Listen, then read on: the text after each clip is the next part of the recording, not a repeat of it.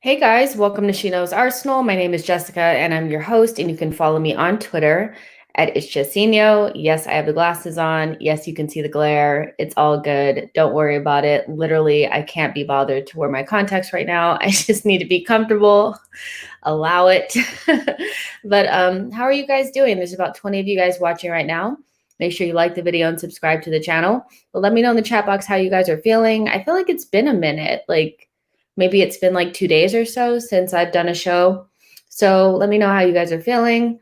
And yeah, so today what we're going to be talking about is Guendouzi and Saliba. Obviously, they are both making an exit to Marseille. And, Guendouzi is going permanently and Saliba is going on a loan. So we're going to be talking about just the reaction to it. There was a spectrum of reactions from the Arsenal fan base. And there was some very colorful reactions and then some, less so, and I guess I kind of fall somewhere in I just don't think it's that big of a deal because players leave clubs all the time, but we'll definitely expand on that a little bit. We'll also talk about value destruction. I think it's an important conversation to have. Although I feel Guendouzi destroyed a lot of his own value, I do think the club needs to maybe handle situations a little bit better so players don't look so untouchable in a way, if that makes sense. And we'll also talk about the culture reset at Arsenal, and is it important to maybe place culture and team camaraderie and things like that over maybe talent, so we'll do all those things. And I'm going to go ahead and bring in my panel. I have George here and Sulz. How are you guys? Great. All good here. Perfect. And Harry's late, so when he gets here, make sure you guys get in the chat box and let him know that he's so late. He's going to grace us with his presence in 20 minutes or so, make a grand entrance. So he's meeting let's Xhaka make at the it super airport, awkward. Yeah, I'm meeting Xhaka at the airport. Trying to beg him not to go. Please don't go. Yeah, he's gone. So he's gone. But yeah, you guys, so George, we already kind of spoke about Saliba a little bit initially when the news had come out about him going out on loan again to Marseille. And I think we both kind of said, obviously we have kind of differing views about whether he's ready or not to really step in and play for Arsenal at this point. But we both kind of came to the conclusion that maybe it's not as big of a deal as people are making it out to seem. The deal is a straight loan with no obligation to buy. So there were rumors going around that they had an option to buy for 10 million. I don't know if you guys have noticed this yet, but the media likes to wind up the Arsenal fan base, and we tend to bite at every little thing that's out there.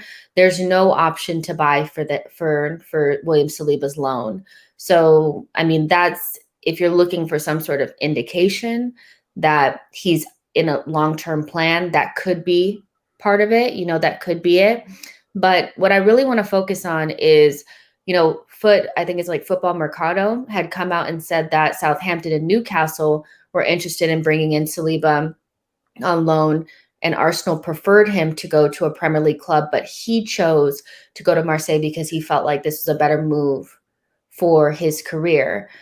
George, what do you think about, Saliba maybe staying in his comfort zone rather than coming to the Premier League? And does that maybe signal maybe a preference to further his career in his own mind rather than maybe his Arsenal career and doing what the Arsenal hierarchy feel like is best for Arsenal? Well, there's a couple things here. Like, there's two sides to the coin, right? Because again, there's a third party in here that we haven't talked about, and that's agents, right? So when you are talking about these projections and moves and pathways, it really comes down to looking at the EPL in terms of what would it have provided kind of Saliba in terms of his development, what teams were interested in, what path would that have taken, and compare that to Marseille, who is, to be fair, coached by a Jorge Sampaoli team who is actually very similar to Mikel Arteta. And when you're looking at philosophy changes in terms of how he may play in that role, also in Europe, while the other teams that are in the Premier League may not be in Europe, that's a different level of exposure. And you do have a debate there between, is domestic adaptation worth more than potentially international recognition? That's where I'm leaning towards in this debate. And it's a good enough question because I feel as though one of Saliba's biggest weaknesses for me is anticipation of crosses from wide. I wouldn't say that he struggles aerially, particularly when he faces balls, but I think in terms of coordinating when to anticipate a cross, that's something that he does seem to struggle with. And if you're comparing that, maybe with a Newcastle who's a little bit of a low block, these are things that maybe he may not face, ironically, because, when you do have a low block and you have these teams, what they are going to be doing is they have a much more compact system with more players inside of it. So I think the philosophy of where you send somebody really does matter. So if you're looking at, say, a Newcastle or a Southampton, these are very different philosophies in terms of how their coaches and managers perform. And for me, I ideally want to pair philosophy with what we're trying to do over league adaptation, because for me, I've seen him against fast players. I've seen him, in terms of different transitions. What I'm really interested to know about is, how does he fare on the ball in Europe? How does he fare when he sees new environments and new pressures? Because ultimately, I think while it would have been great to see what he did in the Premier League, I really don't see it an end-all, be-all, the fact that he's here if he's on loan. Fundamentally, for me, I just want him in a role that he's going to perform for us. That's the most important thing for me. And I don't really think that, Newcastle and some of those teams are necessarily in that vein. So while you carry the benefits of league adaptation, you don't carry the benefits of specific individual development. So there is a debate to be had there, though. I don't think anything's wrong, but I want to reiterate, we need a loan extension to feel good about anything in terms of this kind of proceeding and going forward. So I think that's the real key metric. But between the two teams, I'm not too unhappy. So, how do you feel? Do you feel like you would feel more comfortable with him? So, based on what George is saying, basically, do you value league adaptation more than maybe Saliba going somewhere that plays similarly to the way that we play? What is your temperature on this whole, should he be going on loan? It's difficult because obviously the league quality is a lot different. The Premier League is unique to the style it plays and how intense it is and how fast-paced it is. It's unique to the Premier League, and it's why it's one of the most watched leagues in the world. And a lot of people come into the Premier League and really find it hard to adapt. And I think that's, for me, he's had enough loan moves to develop as a player. He needs to learn how the Premier League now works, and that's just my take on it. I think this is a third loan move. I think he's had enough time to learn his trade and really do, and I think it's time for him to come into the Premier League and show us what he can do in the Premier League. We know what he can do in League On. There's no surprises what he can do. Yes, it does matter if he can fit into our system and how he can play in a similar system to what we're trying to implement, but that's never going to happen until he's in the system, because as much as Marseille played the system that Arteta wants to play, Arteta hasn't played his system yet because he hasn't got the players to do it. So we don't know whether there'll be a change of philosophy or whether there'll be a change in his heart that he thinks, you know what, actually the way I initially wanted to play, maybe isn't right for Arsenal, and I need to adapt that style. So I don't think style should matter too much, but it's always going to be a difficult one because I'm never going to be comfortable until he puts an Arsenal shirt on and he goes out on the pitch for Arsenal Football Club, because we are the hardest team to please. Our fan base, and I've said it many times, is the most toxic fan base. You make one or two mistakes and you're done. Your Arsenal career is done. And that is the pressure you're never going to get anywhere else. And that's, for me, what he needs to adapt. And to be honest with you, I think he's done it for himself more than what he's done for us. And I think that's why it's taking him so damn long to get into this Arsenal team. Arteta said to him he prefers him to go to a Premier League team. If you are so hell-bent in getting into that, you just say, you know what, if that's what you want, I'm going to prove it to you, because I've proven to myself I'm a good player. I'm going to go to the Premier League and I'm going to absolutely kill it. And I'm going to make you ask the question, why did you loan me out? But he hasn't done that. He's taken the easy route out again, in my opinion. And I'm starting to question whether his mentality is he wants to do the best for him at Arsenal, or whether he wants to do the best for his PSG move, because he is French and that is the big team to go to. I don't know what his sort of ambitions are. I don't know whether because he seems to come across to me like he's using Arsenal as a stepping stone to get the move he really wants. And that's the vibe I'm starting to get even more now, that he's dictating where he wants to go rather than listening to the club. Like, I don't know who's dictating that. I don't know whether it's Edu or Arteta saying, look, we prefer you to go to the Premier League. We'd prefer you to have Premier League experience and it'll make a better chance for you to get into this team. And if that's the case, I don't really see why he's not listening and why he's not trying to prove to the manager that, all right, you can do what you want to do and I'll still be better than what you think and better than what you have, and you're going to regret loaning me out. But from my opinion, he seems to have a weak mentality. That's just the way I see it. Yeah, I guess I kind of fall somewhere a little bit in the middle. Like, I just think if Arsenal says go to the Premier League, then you go to the Premier League, because if you want to play for Arsenal, it's very similar to Reiss Nelson, where the club said you need to go on loan and he decided, well, what's best for me is not to go on loan. And I just feel that if I wanted to play for Arsenal, I would just do what they're telling me. But if I want to look for my greater career, like, I want to do something that's best for me, that doesn't really have much to do with Arsenal, I'll just go wherever. And that's what it kind of feels like a little bit. Maybe he has an affinity for the club. Maybe he likes the manager. Maybe he wants to be closer to, his family. That's fine. I get that. But ultimately, it's a little strange. It's just a little bit strange. And then, when we start kind of talking about the fee, this, I think what I'm starting to get to a point where I'm like, we need to start looking at the deal, and realize that as good as William Saliba is, and as talented as I think he can be, like, he has very high potential. 27 million for an 18-year-old, that's nowhere near getting into your side.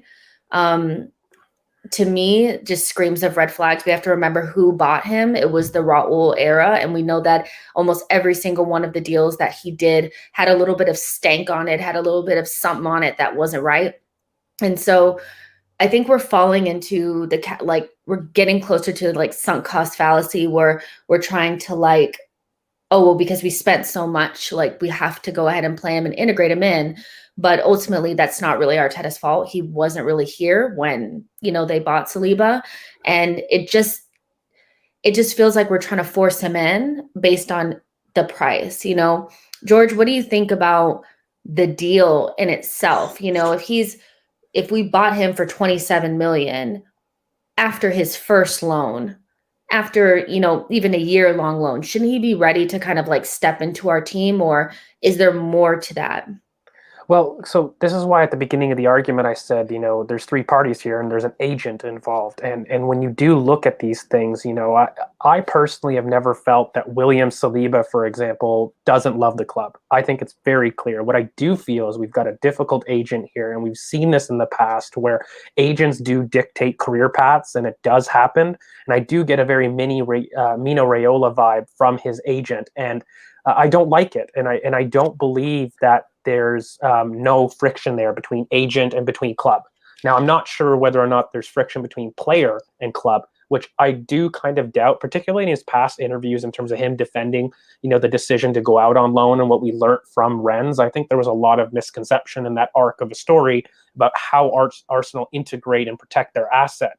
But I think really for me, what the difficulty is when you're looking at a player in a complex situation like this. I don't know if it is sunk cost fallacy, only because I think we've forgotten what a big team does, and we're still looking at financial accountants as Arsenal fans, because we believe that a certain amount of budget or a certain scope of the deal is going to prevent other things happening and doing well. And so I think we see this even with the Ben White deal, where a lot of the anxiety comes not from player quality and pitch quality. It's coming from off the pitch assumptions in terms of what it may mean in terms of the budget, what the knock-on effects may mean from our future moves. And I think in terms of what William Saliba happens, look, is it a lot to pay for, an 18-year-old? Sure. But was it a lot to pay for Nathan Ake at the £40 million price? Sure. I think big clubs do these deals where you're not going to see value for money specifically. But I really think that, when you have a player like William Saliba, it's more of an extension of a culture argument for me here, where you're looking at prioritizing individualization or the culture of a team. Because personally, I'll tell you right now as a coach, if I tell a player, look, I want you to go out on loan, and he does that, there's no problem with me where it happens. I don't think there's an issue sending players on loan. Thibaut Courtois went for 3 loans at Chelsea before he even made an impact. And you know what? It was pretty great afterwards. And so in terms of a development aspect, there's no issues with having a 20-year-old go on several loans to kind of achieve a certain amount of development. And by the way, I really push back on the idea that he had 2 or 3 loans. He really didn't. Those loans were interrupted. Pieces of loans. Yeah, he had pieces of loans. Yeah. He hasn't had a full season loan in these past 2 years. Whether you want to blame COVID, whether you want to blame any kind of external factors, he hasn't had a 38-game consistent season.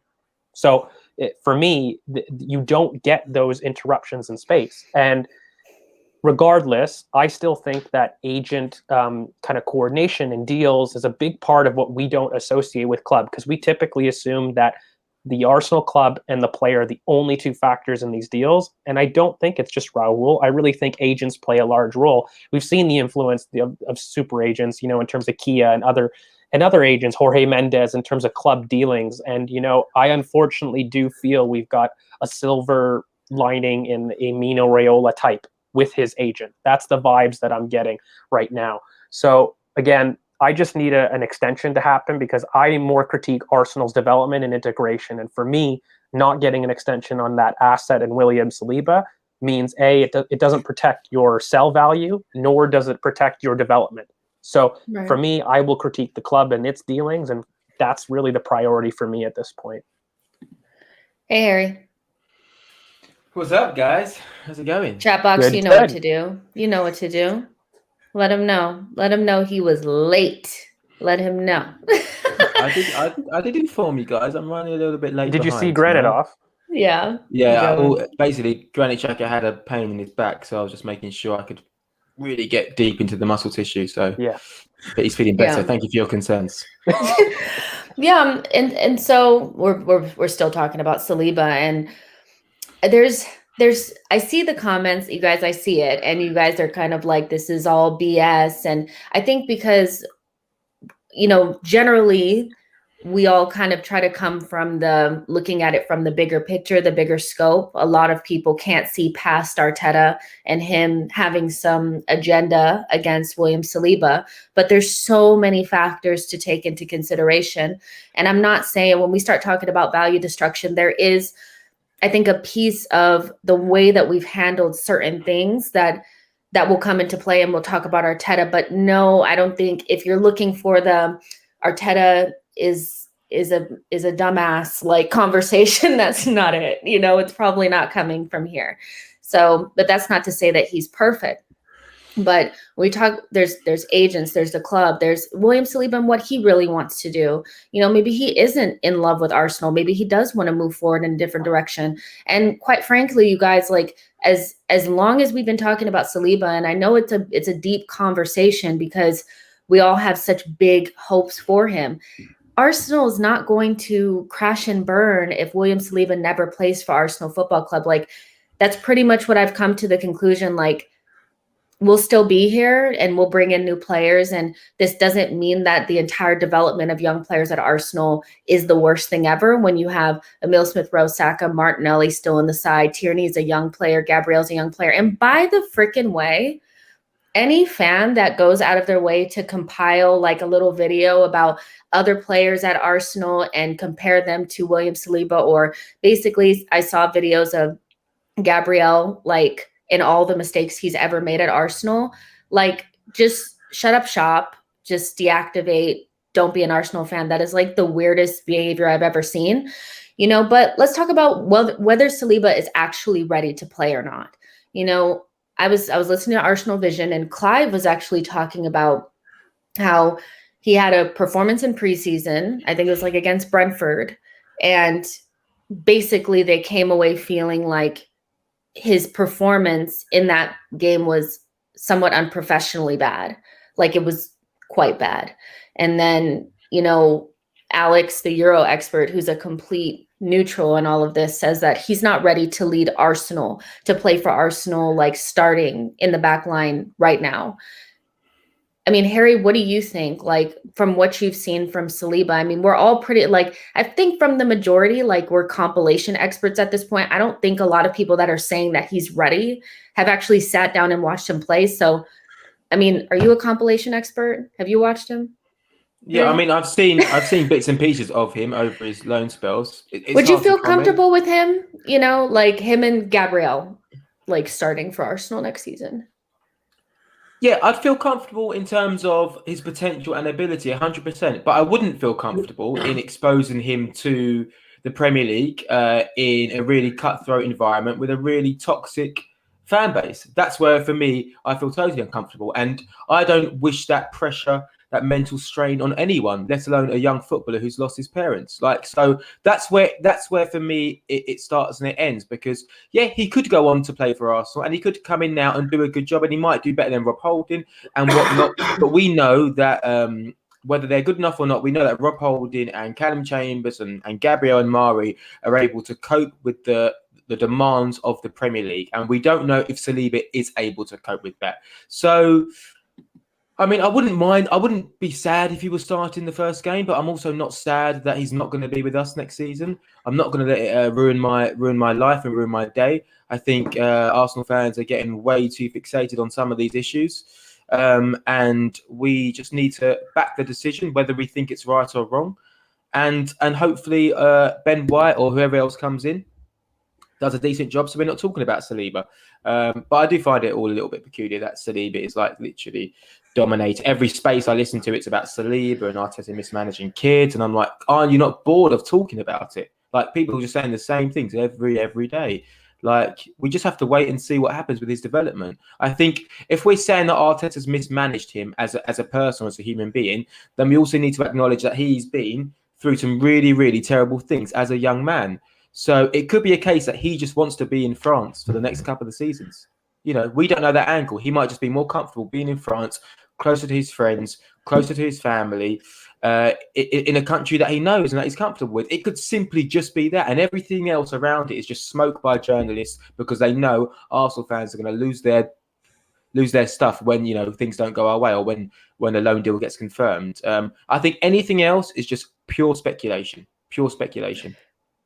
I mean, I feel like all we need to, I think a lot of the anxiety really just comes from this idea that every person that leaves Arsenal becomes this great and wonderful star, and then our rival fans start to come in on us and all this kind of stuff. That's like so not true. Like Gnabry, that's pretty much like, I can't really think of anybody off the top of my head that is killing it now that was at Arsenal. You know what I mean? Like, I don't really understand it, but if he did become a star and we were good, would it matter? Yeah, well, you know? So look, the tough thing that I have with this Saliba thing, because they're two different conversations. If you're telling me, is he better than what we have? Yes, that's undoubtedly true. There is an improvement in terms of pure playing performance here. But what I believe is, Harry is comfortable with him starting. I'm comfortable with him starting. But you know why? That's because I expect mistakes. I'm very much in the Arsene Wenger mold where I don't mind huge errors, and I would allow for that for his development. But I'll tell you one person who isn't, and that's Mikel Arteta, whose managerial career is spent on the first 4 months of this season. And if you're going to be telling to me, and again, I used this in the last video, no matter how much I believe he's ready, I believe he's able to start, I believe in his potential to do it, there is no precedent for an under-23 center-back partnership that has achieved top 4 in the last decade. There simply isn't a team that has even had it. There's not even one example of it. So factually, there isn't precedent for him to do it. Now, for those that say, I just want to see him get a chance, maybe I just wanted him in rotation, that's not good for Saliba. Saliba needs games. When you're a young center back like that, if you gave me the choice, George, is he going to be in your rotation, or is he going to be playing games in a 38-game season in Europe, by the way, away from the lights, where he can arrive once, by the way, because I don't think people understand that, when you have a player like that come in for the amount of money and, hoopla that he did come in, you do only arrive once, and those perceptions matter. And so when you do start for Arsenal, that's the issue. If you can't guarantee him having a 10 out of 10 in the first 4 months of the season, then that's really the risk calculation that I believe the coaching staff have made. And I'm okay with that because he's 20. Now, I will reiterate, the only way to really make me feel very good about this is with an extension. If I don't see that, then that kind of issue becomes void. And then we can start getting into the value destruction conversation, because that actually becomes valid for me. If you don't have an extension with that, then yeah, we've handled it really poorly, and you're left with 2 years once again. And we are kind of back in that situation of acting dumb in that case for me, if that extension isn't signed. But those are a lot of ifs, I'm getting a lot of plan A, B, and C's here, but there is certainly logic for him not to start a 38-game season along with Gabriel, who's under 23. And just to go back quickly, sorry, those Wenger comments, I think we've all seen them when he spoke about, if I play a young centre half, I know he'll make mistakes. But Wenger said that maybe 15 years into his managerial career, when previously he had Sol Campbell, Kolo Touré, and Martin Keown and Tony Adams and Steve Bold, who won him many league titles. So he could afford to make those mistakes, Arsene Wenger. He knew his job was safe. As George pointed out, inexperienced manager in the infancy of his career to then put an inexperienced defender in the infancy of his career in the toughest league in the world. I mean, that takes huge balls. And whether Arteta has them or not, is the next question. But I just feel like we need to appreciate what we have rather than what we don't have. And last season, whilst at the back we weren't tremendous, we weren't that bad. So it's not an area that I'm thinking, my God, do we really, really need to put Saliba in because we are in desperate need? I'd much rather go for a Ben White and then, like George says, get Saliba on loan in his home country, playing some games. From an outside perspective, I don't know. I know we're saying Saliba is obviously better than our defenders, but I suppose the metric is different in France, and what we can really take from it is a little bit different. Someone who can look great in France, it's not going to be the same in the Premier League. We know that the quality is totally different. So there's maybe a bit of that in Arteta's thinking. And, Arteta probably thinks the same thing.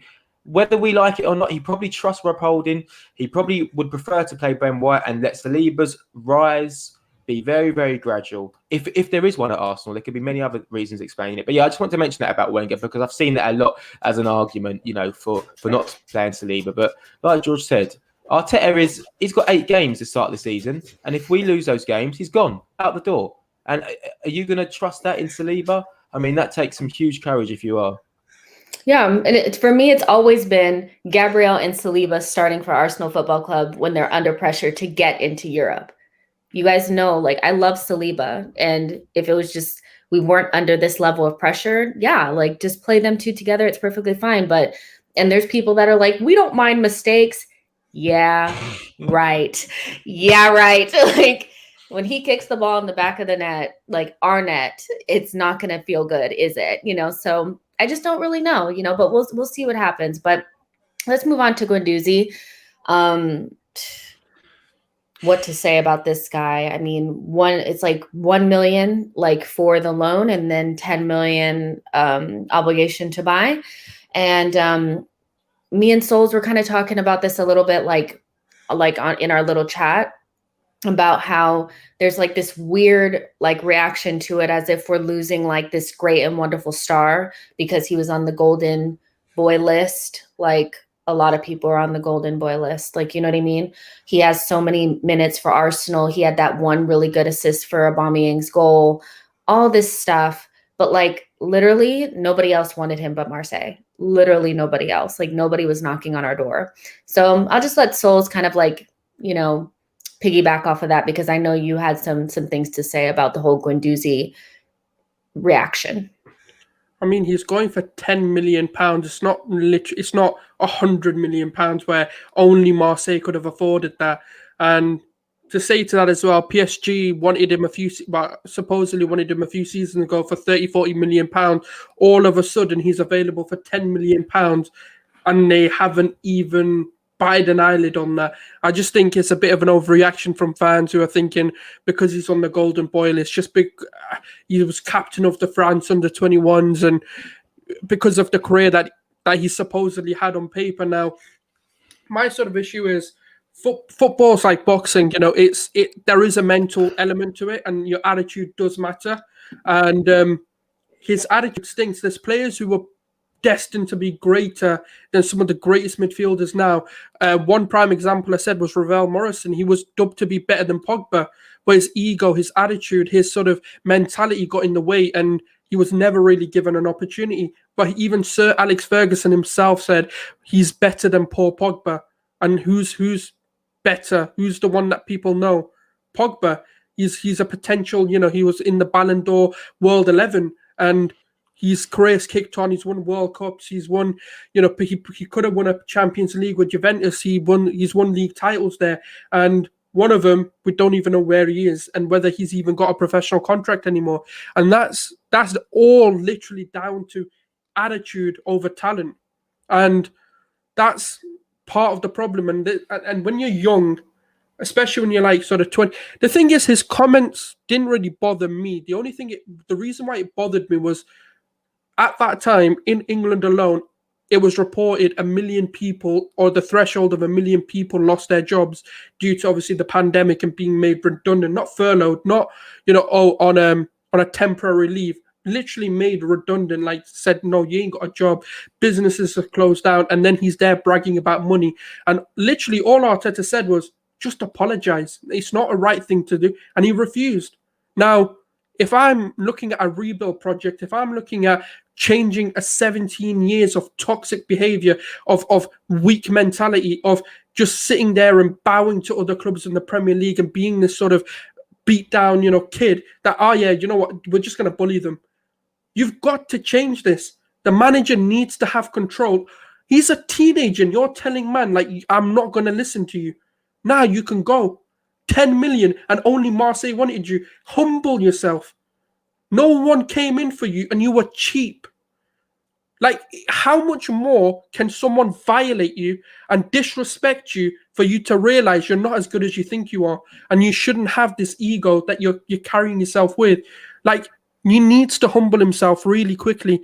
Like I said, PSG wanted you for £40 million, and now they're not even batting an eyelid that you're going for £10 million. That's insane. And it goes to show how much he's destroyed himself. I feel like some fans feel like it's okay, like if you're a certain type of manager, it's okay for you to, you know, be harsh with players or be unforgiving. But Arteta should just let people walk all over him because he's a new manager and what does he know? But like in reality, you have to show up, you know, as who you want to be. You know, you can't just allow Guendouzi to kind of do whatever. And it's not just Arsenal fans that feel like he has a bad attitude, you guys. It's freaking everybody who's been around him feels this way. I was listening to Latte Firm.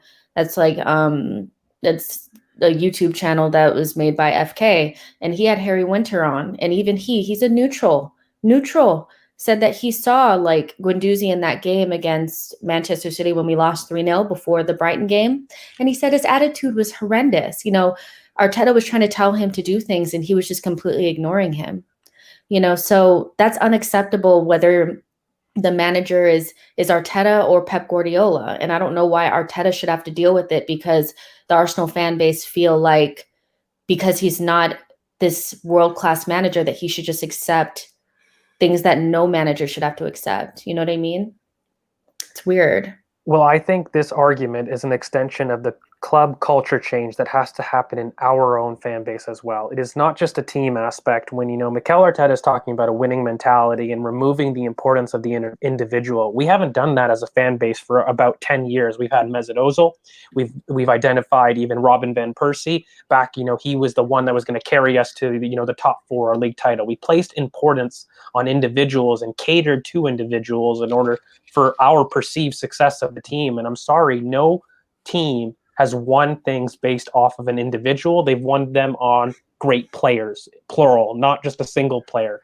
And so the idea that he's kind of destroying the centralized view of one individual savior, one magic pill to really change the team and the team's fortunes, that's an extension of maybe a Guendouzi, because typically when you get in these arguments on Twitter or social media or abroad, it comes into, he has the talent, you just make it work.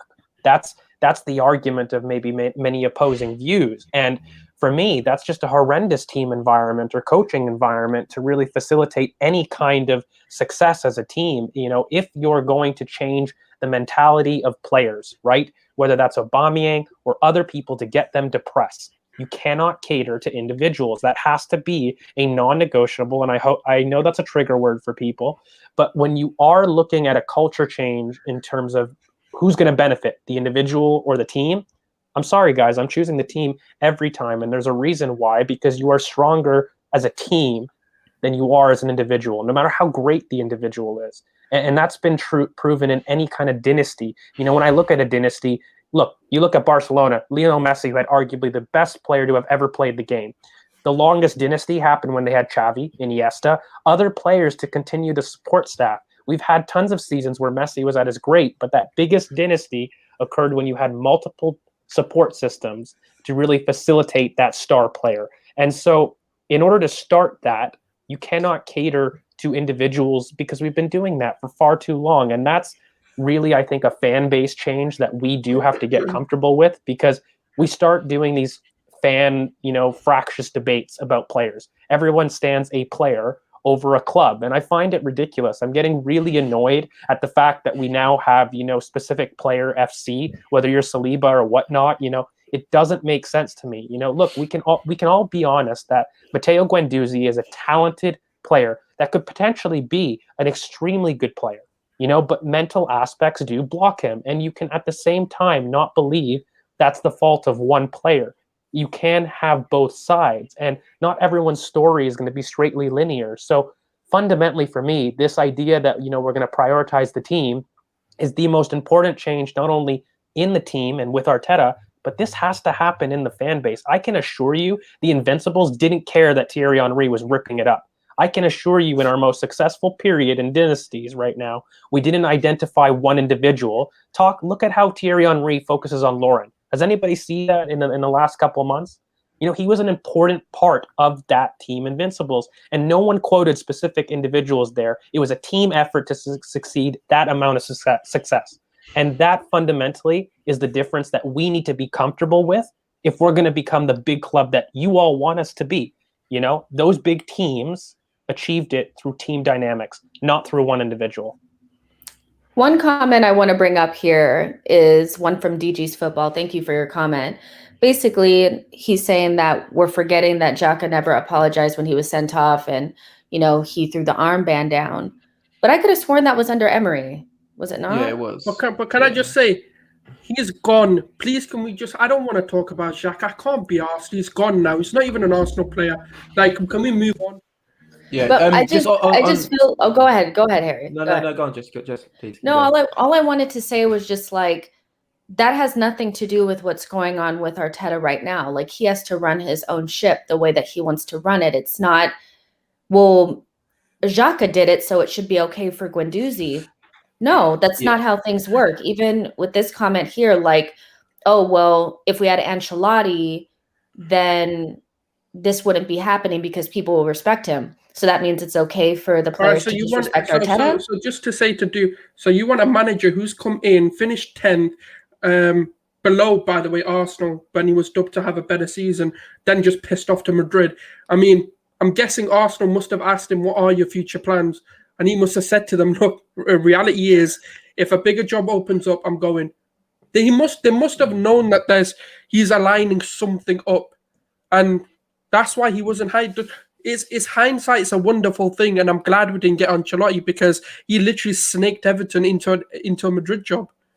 Yeah, quickly, just to go back to, not because it's Xhaka, but I think when we make comparisons about how a manager should address a situation or how he should fix a situation, then the comparisons have to be like for like. You can't compare Granit Xhaka taking abuse from fans, chucking his shirt off in anger, to Guendouzi disrespecting the current Arsenal manager and disrespecting fellow professionals. They're two different situations, so of course they're going to be treated differently. Granit Xhaka at the time was important to Arteta. Guendouzi less so. So that's why it's different. And like just said, they're under a different manager. So once again, the same reason why you can't compare bad conduct between Eddie Nketiah and Dani Ceballos having a little training ground bust up to Guendouzi being an idiot in Dubai. They're two different situations and everything has a different reaction.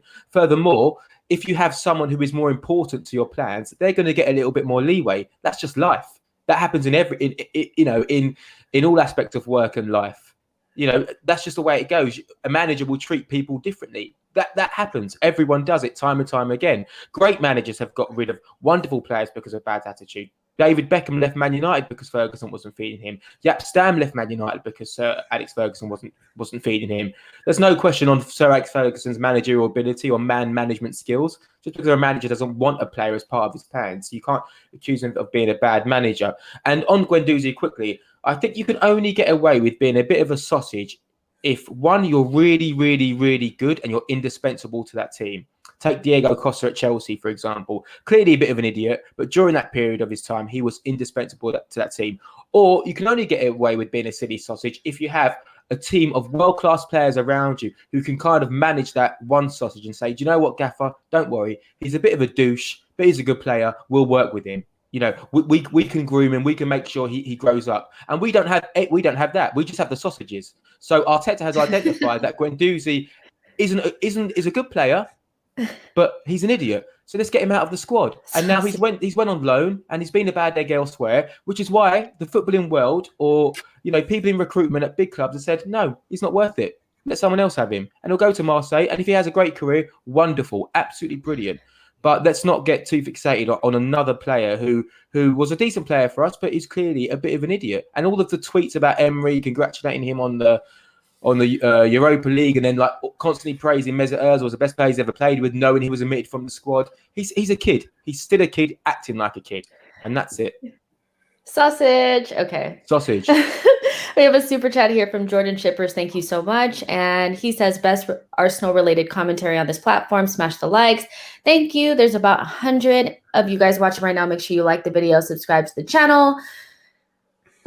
Let's ease off just a little bit. I mean, it's a lot going on here right now, but how many of you guys saw the picture of Bukayo Saka on the little my favorite unicorn thingy? My God. That was so cute. I love him so much. How lucky are we to have him, you guys?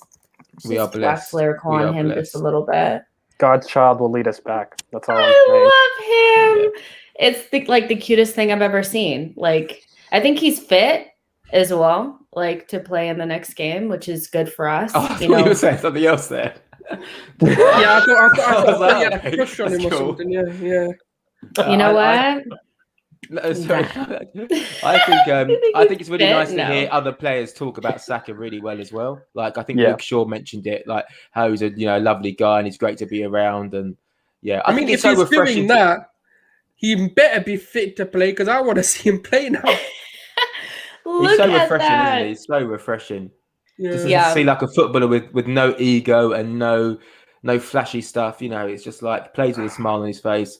And he's undoubtedly a class player as well. Yeah, we are blessed, which is such a great thing to be positive about. All of the young players that are doing well, that have been continued to be given a chance under Arteta. So there's we can't accuse Arteta of not giving chance to young players. I just think they have to be good and they have to have the right attitude. they're the boxes. You know, you have to tick those 2 boxes. Otherwise, we'll never change the culture in the club. Like George mentioned, we'll never change those problems. We'll never fix them.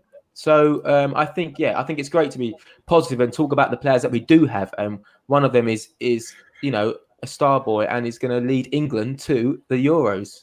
Well, look, he's emblematic of everything that you want. Not to like get it back to serious things, but look, you've got a youngster right now who's been coached up in value. Like, I'm really not understanding these arguments because, you know, they really kind of, you know, I think you fall back to looking back on things and context matters. You know, for every Guendouzi that you're going to cite for value destruction, I can cite increases in Bukayo Saka. I can cite increases in Emile Smith-Rowe. I can cite increases in Kieran Tierney. If you're really doing a tick for tack in terms of squad devaluation, what you need for a mentality, sure, there's times where you have an exceptional individual that you may want to make excuses for, but you know, Bukayo Saka is an example that you don't have to do that. You don't have to sacrifice culture and mentality for talent. This is a kid that's going to the very top with the right mindset and attitude that we want to be a part of. And you know what? Emile Smith-Rowe is very similar. You look at these Hale-end talents, and there's a reason that these talents have the right mindset, technical efficiency, and athletic development in terms of what we are wanting for this team. And it's because of the great work that we've done in our youth system. But he is an example of what we want to become. And I'm sorry that, you know, there are examples of both. I'm not saying that, you know, Mikel Arteta is faultless. I'm not saying that, you know, there aren't other examples where he didn't shine in the best of light. I've always said he's an elite coach and a beginning manager. I think there are times that, you know, as a manager, he struggled. He's learning, and that's okay with me. I didn't expect him to be completely perfect in every single way. You know, I look at the Pepe situation and how he handled his red card versus Xhaka 3 or 4 months later. Yeah. And that was an excellent evolution, but it doesn't mean that he didn't do anything wrong. He definitely did. But what I'm not hearing is the fact that since Mikel Arteta has signed, we've secured Emile Smith-Rowe, Martinelli, Kieran Tierney, Bukayo Saka, all on long-term contracts for under 23s who are getting significant minutes as youngsters. So if you're going to tell me for every player that we haven't done this in Guendouzi, there's 4 that we have. Like, I don't understand the tick for tack. You can be nuanced enough to understand, look, there are times when we don't get it right, but as a whole, is the pattern positive? Is the pattern of him giving chances to youth positive? And it's undoubtedly yes. Just look at our starting 11 and name me who has other under 19 players playing significantly for top 4 clubs. Maybe only Chelsea, who have a great youth academy system. It's not a trend, and Arsenal are certainly not the lowest in doing that. And also, just a quick one, because I think, I feel like I'm quite tense. I've spent the past week, you know, reading Twitter, and you read things and you listen to spaces and you just find yourself getting so annoyed. Like, this is meant to be the fun part of the season, the new kits, the new signings, the promotional videos, the Euros. You know, we should be able to all take a mental break from what's coming up next season, which could be, you know, a turbulent season where our emotions will really be tested, because we might be losing, we might be struggling, or we might be winning. But this part, the summer, should be the fun part. So enjoy it. You know, enjoy us trying to find new players. Enjoy Edu and Arteta actively working really hard to get deals done over the line. The fact we might get Ben White, a promising young centre half who's in the England squad. You know, we wanted to keep Ainsley Maitland-Niles in the squad because everyone said, he's in the England squad, we should keep him. So Ben White's in the England squad. So we can potentially get him. We're going to get Lokonga. We've got a backup left back, something that we struggled with last season. So be positive. Don't look for the negatives in every situation. And if you don't like or trust the manager, that's fine. But then every decision he makes, you can't repeatedly question every single day.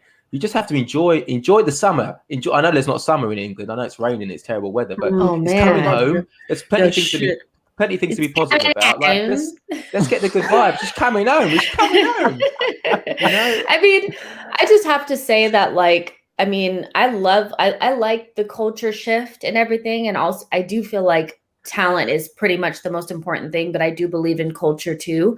And ultimately, there has to be a bare minimum expectation of the players that are at Arsenal.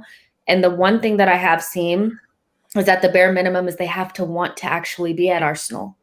You know, and I'm sorry, but like anybody who's complaining about not giving Torreira a chance or whatever about Guendouzi, these are 2 players that don't even want to be at Arsenal. So why would we want them here? I don't think it's not really good to have players in and around the squad that don't actually want to be there, because when you don't want to be somewhere, you tend to act like it. Even if you think you're going to give it a good old try, you really don't give it your 110%, you know. So bare minimum is they have to want to be at Arsenal. That's why you see players like Rob Holding and El Neni in the squad still, is because they actually want to be there. They're decent players to have around. They won't be here forever, but ultimately what we're going to get to, hopefully by the end of the summer, is a group of players that at the very least are going to give their 110% and want to be at the club. And then we just increase the talent level, but that is the requirement. And for me, I'd rather have that than Torreira's and Guendouzi'S, these players that they don't even want to be here. Do you know what it is, Jess? Like, it's something like, obviously I went through just graduating now and obviously securing a job. The number one question that, you know, anyone has is, what is the culture like at the company, or in this case, the club? It is important. And I do think it is the number one determining factor to whether you'll get the talent over the line. And, you know, Lokonga's probably going to be looking at us. If it's such a, like, the problem is, if it's so toxic, if it's such a negative environment, they're not going to want to come in, especially not like a Lokonga who's developing, who's got so much potential, and it is potential at the moment, and we don't know what his ceiling could be. He's not going to want to come into an environment where every little thing he does is scrutinized and judged, and, you know, the manager's going to look at, oh, you made a wrong pass, now you're off the pitch. Like, they don't want that. They need somewhere where they know they can flourish, where they know, I don't know, the captain's going to come and put an arm around them, for example, and especially with the young players. And I think, as much as I think culture determines your talent, and it determines whether the players want to stay, whether you've got a welcoming environment. It's kind of going to, I know it's this bit off topic, but it's like when, you know, I was listening to Rio Ferdinand, and what really annoyed me was that so-called golden generation, more like trash anyways. They were just terrible. Mentalities were all over the place. They weren't willing to kind of sacrifice the fact that they now play for England and not United, Liverpool, etc. And they couldn't differentiate that. And the environment that was created within the camps wasn't good, because they weren't even sitting with each other. How do you expect to go onto the pitch and perform for one another? Like, for example, let's say Tierney's bomb forward, for example, because he's got a good path to make, you know, something happen. And, you know, let's say it is Lokonga who's in the midfield, and he's going to be like, nah, Tierney's a bit of a dickhead. You know what, that's going to be his fault. Forget it. I'm just going to do my thing. But if Tierney and Lokonga, for example, have a good relationship, he's going to be like, well, Tierney's going to do something good. Let me cover for him. I know it's probably not what I need to do, but it's good betterment for the team, and they'll play for one another. They'll cover for one another. If one player, it would be like if one player made a mistake and couldn't recover quick enough, the other player will make sure that they're recovering, just so that that player then doesn't get the heat on them. And that's how you create the environment, and that's where talent want to come. And the one thing, you know, I'm on the fence with Arteta. I don't know. I'm willing to give him the seat, because I've always said it's going to take us 3 seasons or at least 4 to rebuild, especially because this is 17 years of mess plus Emery. Now we have to rectify and really rebuild and have a plan for the future. The next manager who comes in needs to also be able to adapt to that system. And I think we are trying to bring in this Barcelona method of, you've got to have a certain philosophy or mentality to come into Arsenal moving forward. And that's kind of what I'm seeing. And Arteta's brought Partey in. He could be bringing Lokonga, who's another sought-after player. Basuma could potentially... We don't know. The Basuma one, I think, will happen. I just don't know when it'll happen. But he's potentially... Ben White's really excited to come. I mean, even if Basuma doesn't happen, Basuma's openly said, I really want the Arsenal move. Now, why would you really want an Arsenal move when a Man City could be interested, or United could be interested, who are in a better position and set up as better in terms of they are the top 2 at the moment.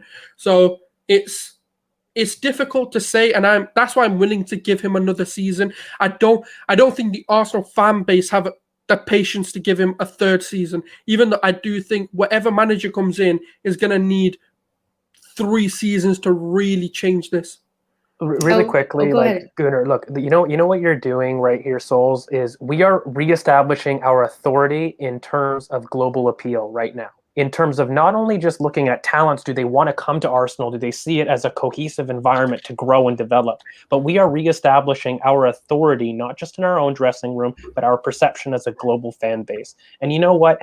A lot of that does require mentality changes. A lot of that does require some harsh individual short-term pain for a long-term sustainability. And, it's tried and proven as a process, but fundamentally, whether or not you may disagree or not with certain, either pessimistic or optimistic views, the one thing I think I'm seeing is a lot of this is a reaction to rivals securing certain marquee signings, where fundamentally our signings at the moment have addressed squad depth. And I think a lot of that anxiety right now is people aren't seeing the marquee signings to address the starting 11 while we're seeing our competitors do so.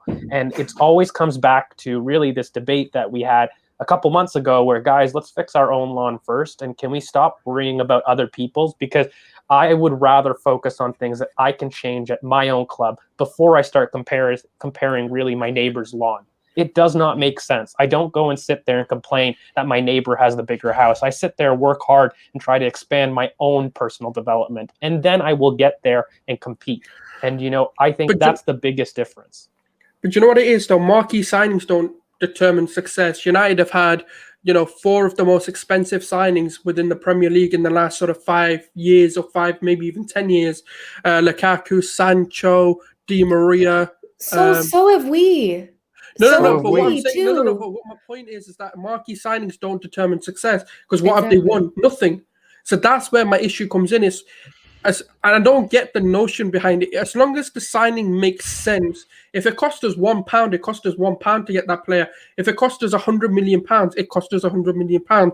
It's not the value; it's whether that profile of player is right for what we're looking to do. Yeah, and also I think some fans are upset at at the priority of signings that it appears to be, or the signings that are coming through first. But if you're going out to shop for a white shirt for a wedding, and you're looking around the shops, and you know where you're going to get that white shirt, you know exactly the white shirt you want, but you walk past a pair of shoes that you go, they're quite nice, those shoes, they're better than my current shoes, let me get those shoes first. That's what you'll do. If you walk off and ignore those shoes, i.e. Ben White, and someone else goes and buys those shoes, you're going to be really annoyed. The white shirt will be there. The Basuma deal will be there. The Erdegaard deal potentially will be there. The Maddison deal could be there. The Grealish deal could be there. Right now, Ben White is something that I don't think Arteta was in desperate need for, but he's seen it and he wants it, and now we're going for it. I think if you're a younger fan, I totally understand your frustrations, because I get you might not have seen the success or the title wins.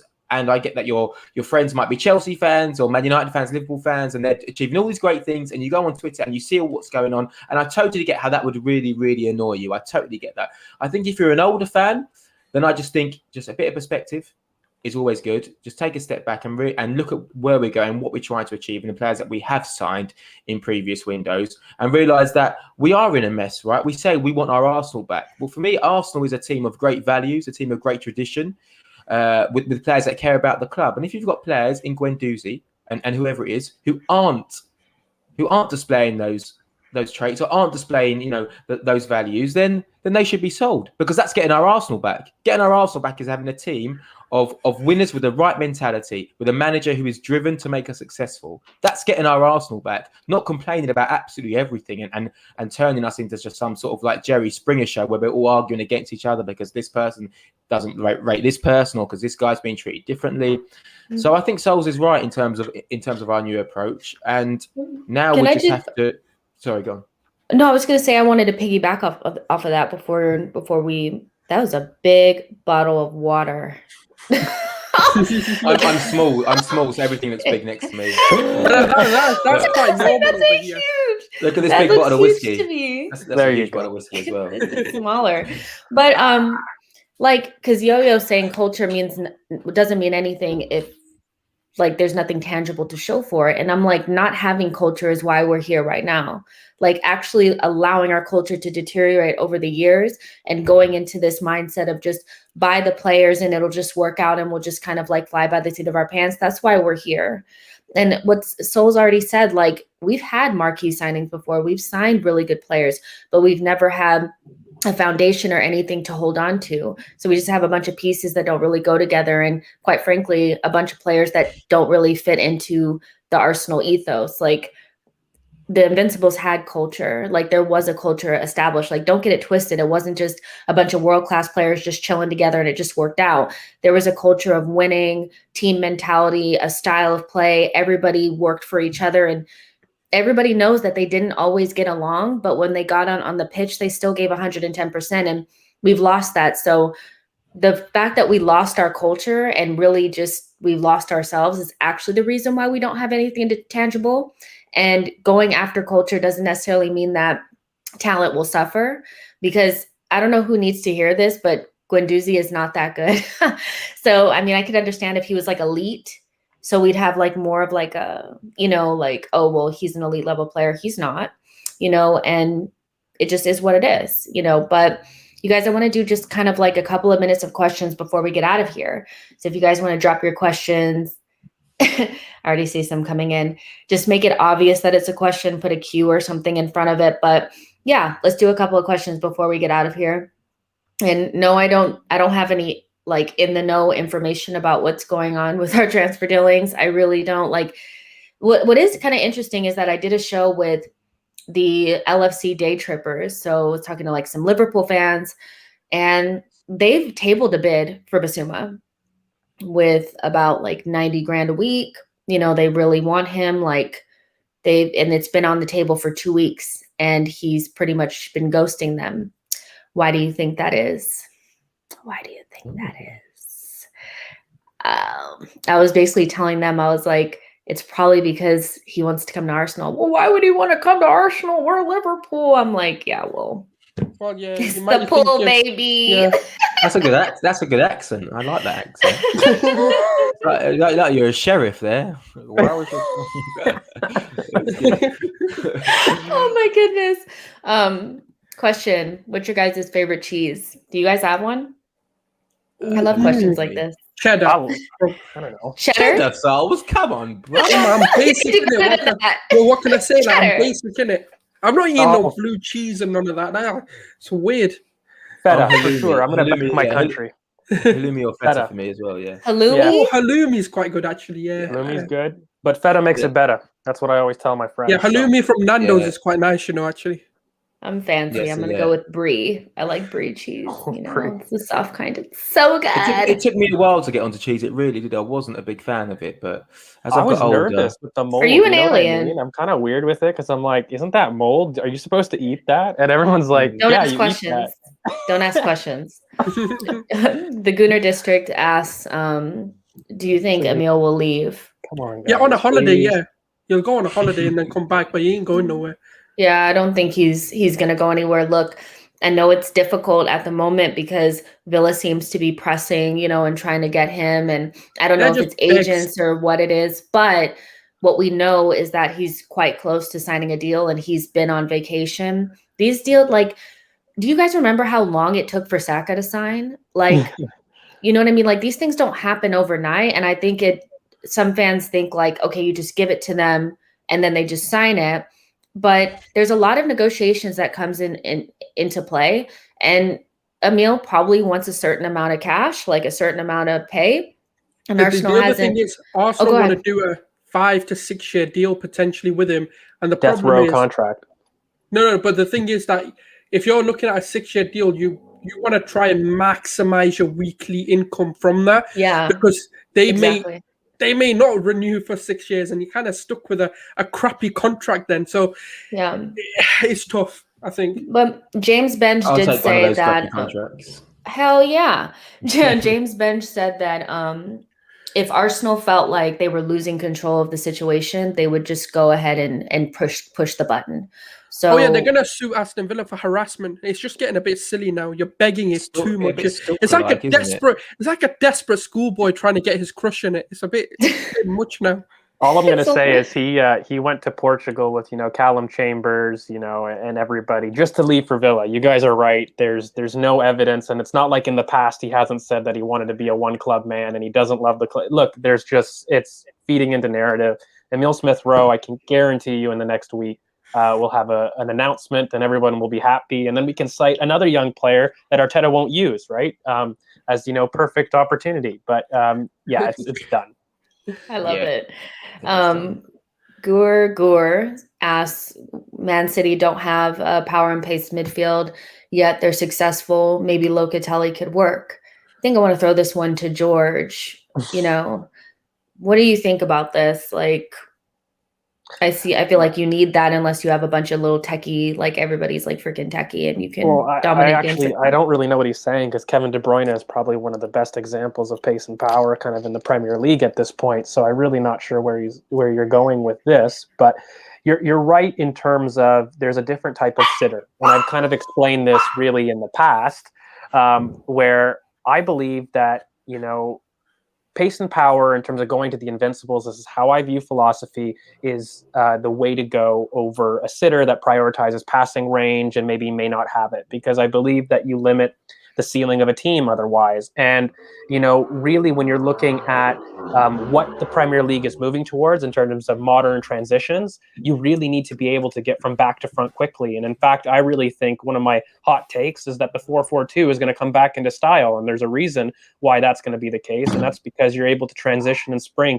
far more quickly from attack to defense and vice versa in a 4-4-2. And so what we're going to be seeing a lot more is the return of that type of system for a lot of, modern football. Fundamentally, there's many ways to organize your midfield, but I am tired of seeing us outrun.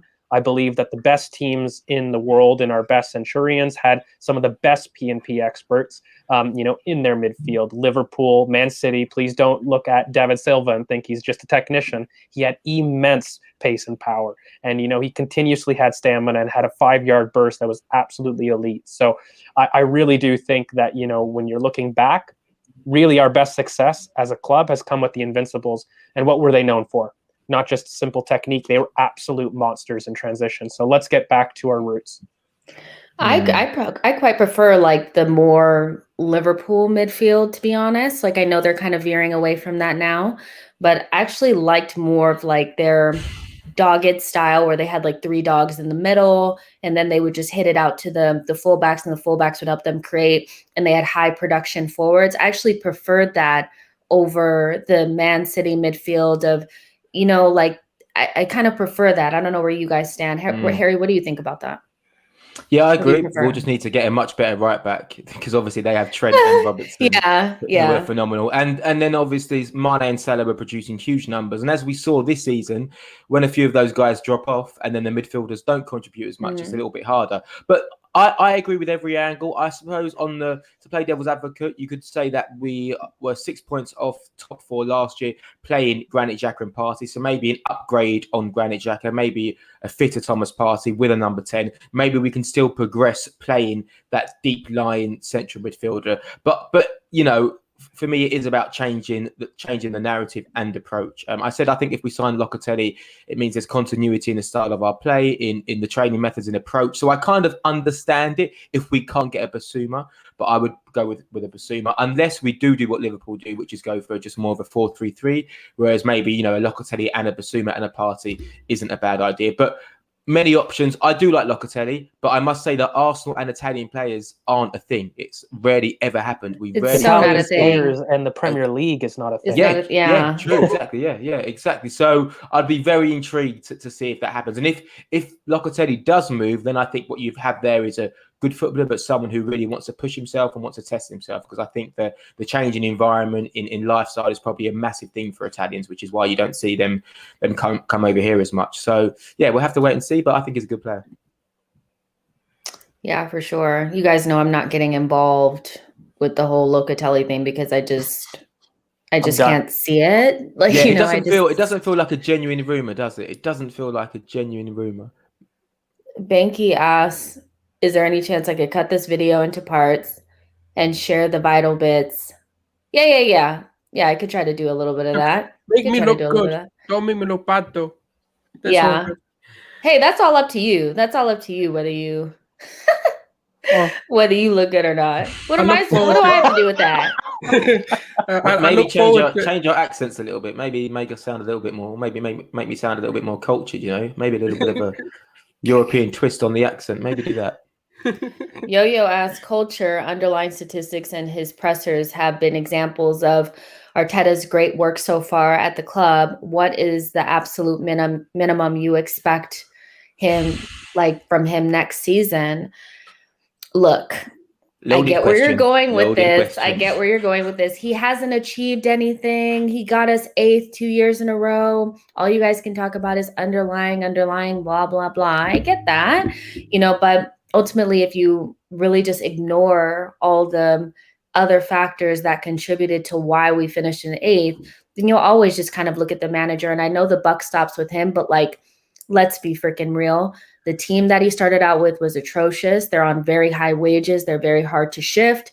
The pandemic affected everybody, but it really affected us not only in the revenue that came in, but the fact that we could not get rid of these players that were sucking the life out of us.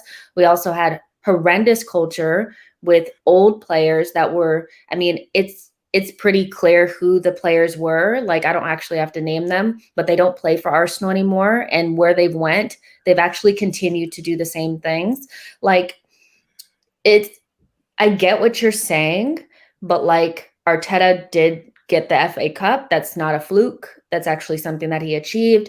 The players that we really love have re-signed contracts. So clearly they think a lot of him. So in going to your question, the minimum I expect from him next season is we have to be somewhere in near, I think we have to be in 5th, at the very, very least. I expect Europe next season. I know some people want Champions League. I think that's a little bit hard to see because I think the first 3 spots are pretty much taken and then we're all kind of fighting for that last one. But 5th place, I think would be good going into the Christmas period, and we'll see. But even from a different standpoint of just what I'd like to see is a distinct playing style. I would like to see less tinkering, if that makes sense. I would like to see a starting lineup that looks pretty much the same every week because we won't be in Europe. And those are the things that I would like to see, but Yo-Yo, come on, that there's been some outstanding things that have happened. Yes, he hasn't been great, but he also I failed to see what manager would have came in after Unai Emery and not had a hard time just right at the beginning there. No, I'm not afraid to say it. I've said it in past streams. I expect top 4 because I felt that this midfield has been so improperly balanced that I'm not doubtful of us getting a starting center midfielder and a starting attacking midfielder for him to complete and compete with the squad. And I have said, in terms of those underlying statistics, those only happen when he had a team able to commit and to do so in Odegaard or ESR who were actually there. And so when he does have a team able to commit, I do expect top 4. I really do. And, I think for my progression, my first year was finding a philosophy. The second one was top 4. And then the third was challenging for honors. That was my 3-year plan that I've always been kind of maintaining. And I believe that at the end of this window, as long as Mikel Arteta secures a first choice attacking midfielder and center mid partner for Thomas Partey, I do expect top 4, because then at that point, he has all of the profiles within the squad that I don't foresee an issue, nor do I see an issue with squad depth because we've addressed it right now, that I don't see him having an excuse ultimately of lacking players. I believe he will have the players.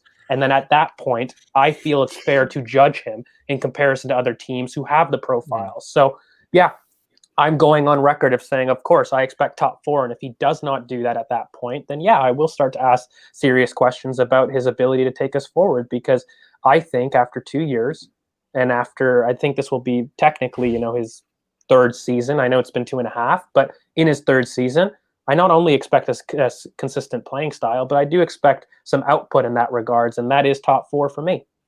Yeah, I think obviously the season starts in August, and we know that. But like George mentions, we didn't have ESR and we didn't have Odegaard until maybe December. So since December, we've been in great form, and since Arteta's had the players at his disposal, we've been in better form.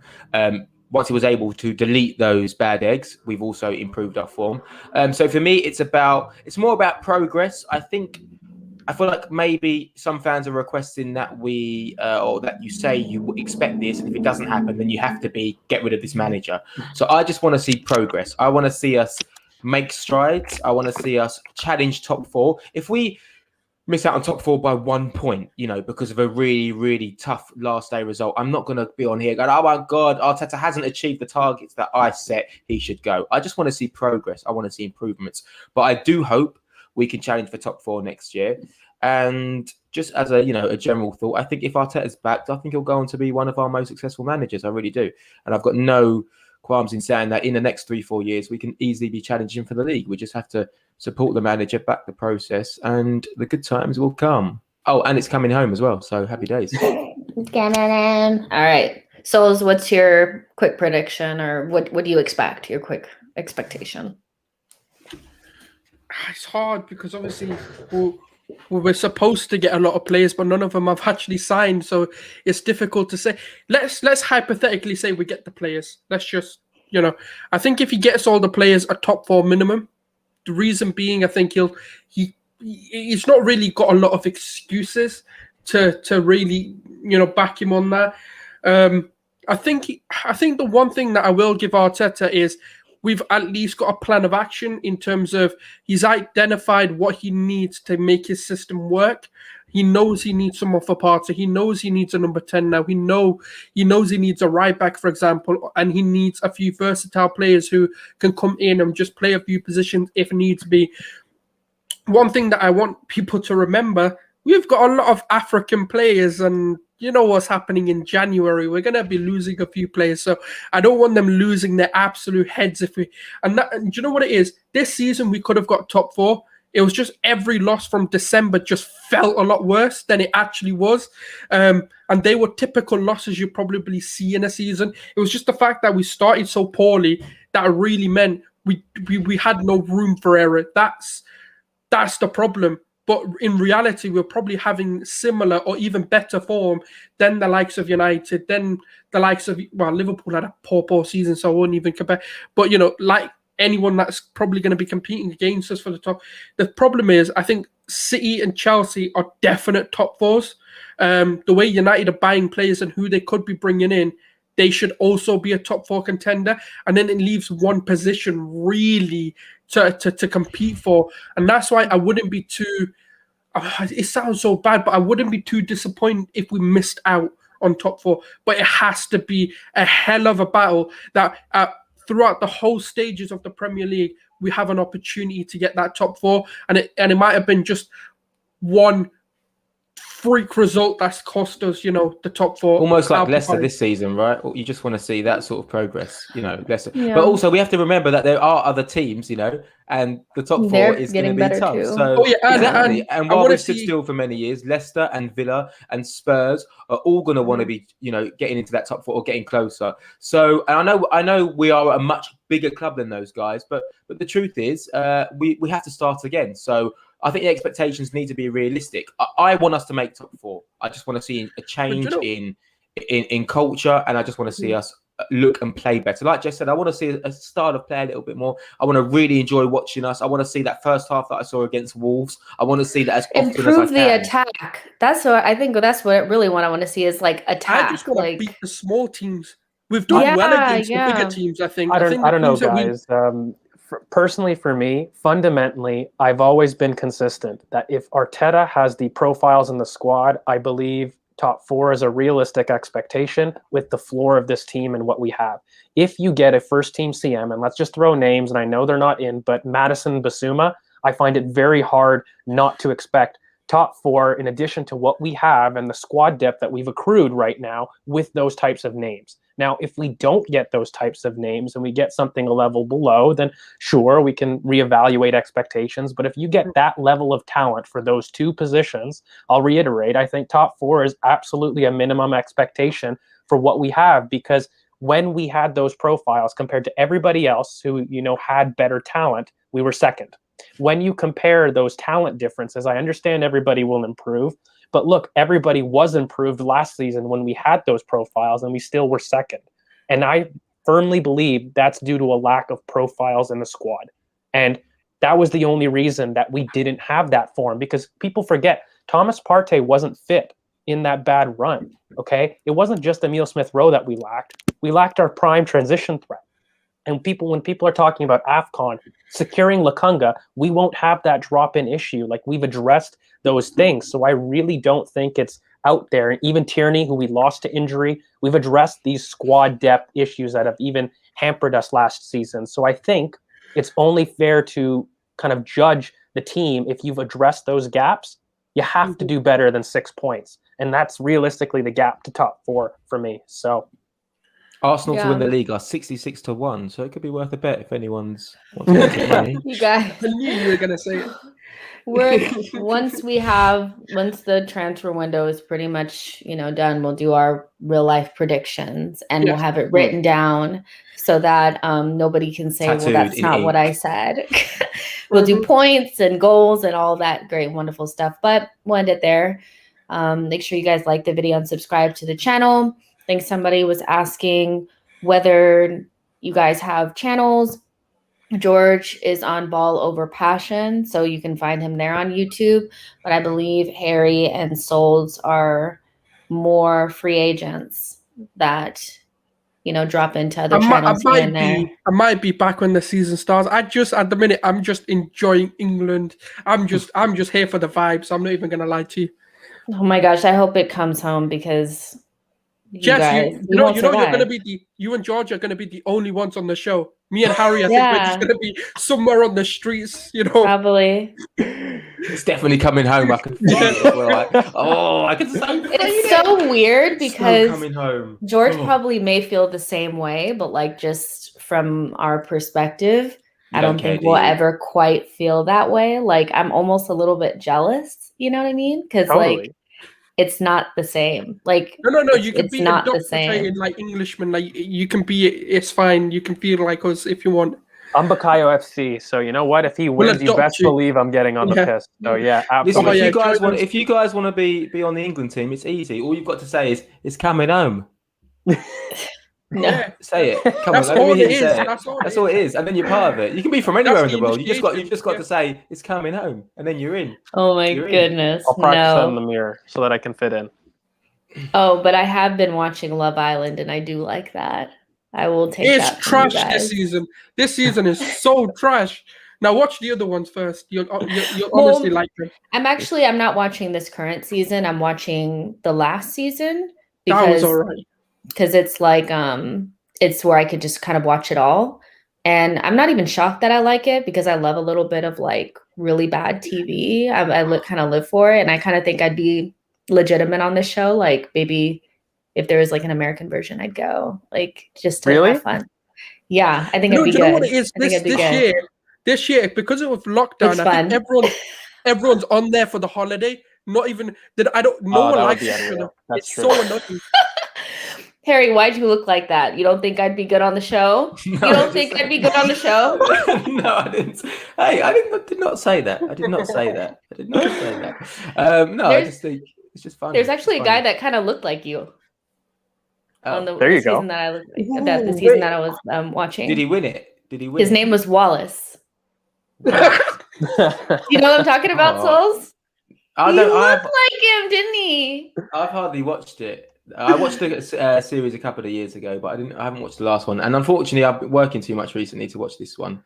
But I might have to jump back on it after England win the Euros. I thought you were DJing it.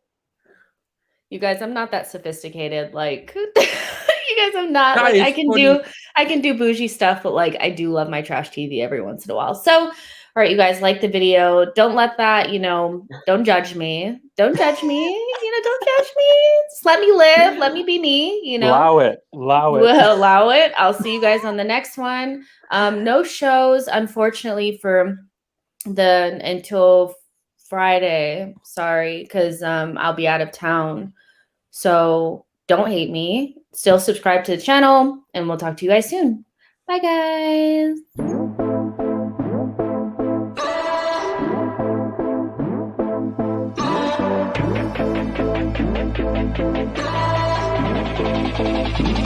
Thank you.